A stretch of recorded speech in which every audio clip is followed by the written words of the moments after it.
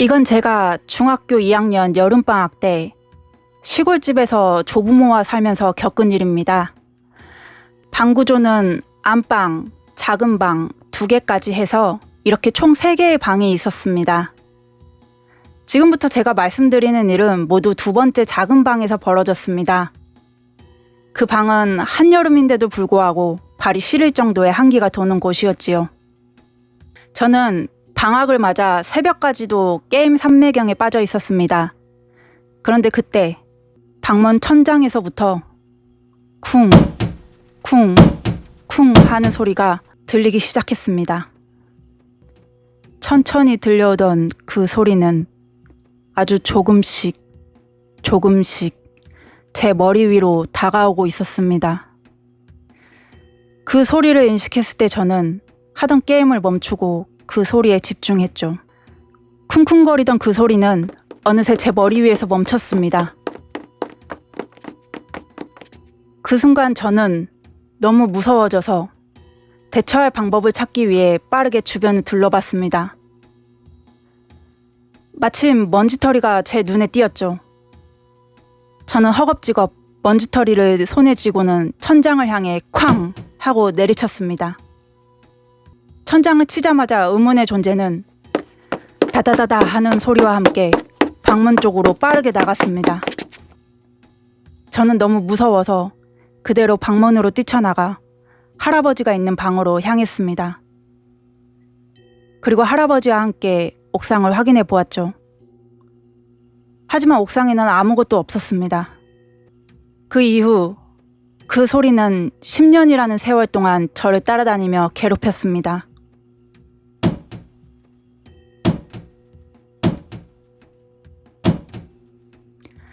방 안에 혼자 있으면 문득 들리는 쿵쿵거리는 소리. 그건 집뿐만 아니라 공중 화장실 같은 외부 공간에서도 불현듯 들려왔습니다. 지금은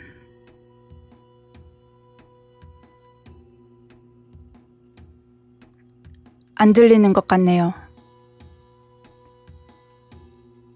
다음 일 역시 2번째 작은 방에서 있었던 일입니다. 그날도 어김없이 새벽까지 게임을 하고 있었습니다. 한 가지 이전과 다른 점이 있다면 자개 장식이 된 거울을 이 작은 방에 두었다는 것뿐이었습니다.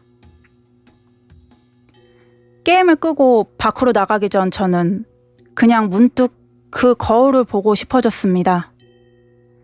고개만 살짝 돌려 거울을 본 순간 저는 가위에 눌렸습니다. 순식간에 몸이 무거워졌습니다. 거울 속에 저는 저를 쳐다보고 있었습니다.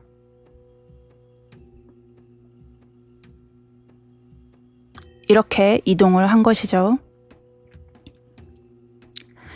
그런데 그때 창밖에선 어떤 아저씨가 욕을 하며 소리를 지르기 시작했습니다. 이상한 점은 저희 동네는 작은 시골 동네이기 때문에 이 새벽에 그리 소리를 내지를 만한 분도 없거니와 대부분의 목소리는 얼추 알고 있었지만 그건 처음 듣는 목소리였습니다. 얼마간의 시간이 지났을까요? 가위가 조금 약해지는 것을 느꼈습니다. 천근만근 같던 발도 서서히 움직일 수가 있었죠. 그렇게 한 걸음 한 걸음 방 밖을 향해 걷다가 문득 궁금해졌습니다. 과연 창밖에서 소리를 지르는 사람은 대체 누구일까? 그 호기심에 창밖으로 가서 창문을 열었습니다. 창문을 열자마자 소리는 사라졌고 창밖은 정적만이 가득했습니다. 저는 무서워져 다시 창을 닫고 무거운 발로 한 걸음 한 걸음 방 밖으로 나가자마자 기어코 가위가 풀렸고 그 상태로 쓰러져 잠이 들었습니다. 마지막은 첫 번째 작은 방 1에서 일어난 일입니다. 여느 때와 다름없는 평범한 날이었습니다. 그저 대낮에 누워서 TV를 보고 있었지요. 그런데 돌연 옆집에서 구슬하는 것 같은 징치는 소리가 들려왔습니다. 점차 그 소리는 머릿속을 가득 울렸고 심장이 미친 듯이 두근거리기 시작했죠. 어느 순간 머릿속에서 강하게 드는 생각은 단 하나였습니다. 당장 집 밖으로 나가야 된다. 저는 자리에서 벌떡 일어났습니다.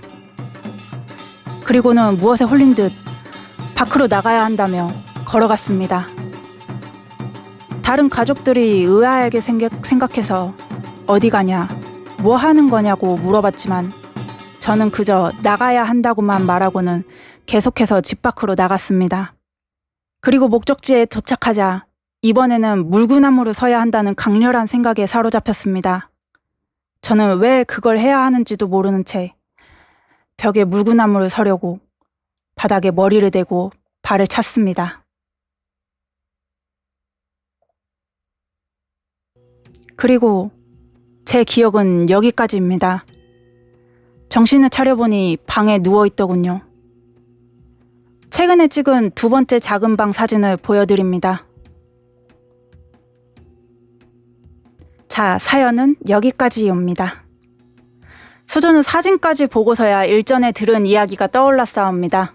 작은 방 구조도를 보고 아까 전에 사진을 보면은 방문이 여기에 있고 창문이 여기에 있으면은 그러면은 이것을 작은 방 2로 옮겨보면 보시면 입구에서 창문까지 일직선이옵니다. 소저가 들은 바로는 현관문을 통해 복도 들어오지만 귀도 들어오는 아주 중요한 역할을 하고 있기 때문에 한번 걸러질 수 있도록 현관 정면에 있는 문은 열어두지 말라고 하옵니다. 소저는 대낮에 화장실에 가려다가 문득 바닥에 떨어진 쓰레기를 주운 적이 있사옵니다마는 열려있는 문틈의 화장실 거울로 소저가 허리를 굽히고 있는 소저를 똑바로 쳐다본 것을 목격한 적이 있사옵니다. 그 이후로는 문을 잘 닫고 다니고 있지요. 환풍구가 고장났다거나 피치 못할 경우에는 중문을 닫는 것도 효과가 있다고 하옵니다. 그리고 추가로 주신 방 사진을 보시면 여기 귀신은 음기가 짙기에 머무르는 공간에 곰팡이가 핀다고 알려져 있지요. 과학적으로도 곰팡이가 피는 집안은 신체 건강을 악화시키고 집안 환경 관리에 부실로 보아하니 거주자의 무력감이나 우울감과도 연관성이 있겠지요. 귀신의 통로에 대해서는 아주 좋은 심야 괴담의 참고 자료가 있사옵니다. 여기서 말하는 귀신의 통로는 기문이랑은 성질이 다르옵니다. 여기에 거울이 들어온 것이 행인지 불행인지는 모르겠지만 문득 거울을 보고 싶어진 것은 본인의 의지이고 본능이었을 것이옵니다. 거울은 사물을 그대로 비춰주는 도구이지요. 빙의한 영가와 빙의된 주체가 불일치하는 것을 거울로 목도하니 어느 쪽에게나 충격이었을 겁니다. 그러니 영가를 누르기 위해서인지 제보자님의 정신을 차리게 할 목적이었는지 수호신이나 조상신께서 소리를 지른 것일 테고요. 다행히 그 귀신의 통로가 된 방을 벗어남으로써 빙의 또한 풀리신 듯 하옵니다.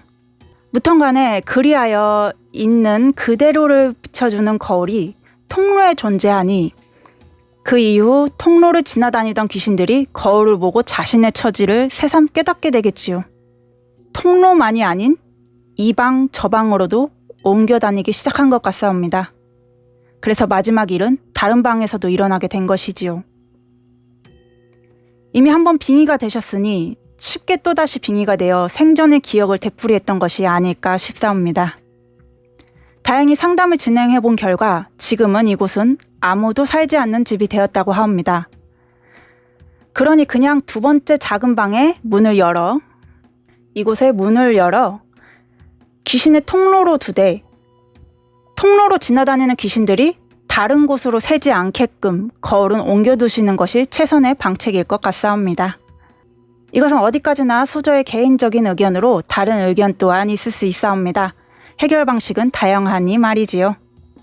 아무래도 문은 들어오는 곳이고 창문도 들락날락 할 수 있는 곳이기 때문에 그런 공간이 일자로 되어 있으면 좋지 않다는 얘기가 있사옵니다. 방만 마주보면 상관이 없지만 창문 같은 통로가 있다면 문제가 되옵니다. 이것으로 제보에 관한 상담은 마치겠사옵니다. 괴담 제보는 취지직 커뮤니티에도 올라와 있고 유튜브 게시물에도 올라와 있사옵니다. 혹시 괴담에 휘말리셨사옵니까? 하지만 아는 스님도 친인척 중에 무당도 없으신지요? 연이 닿는다면 소저에게 이야기를 들려주시지요. 함께 고민해 드리겠사옵니다.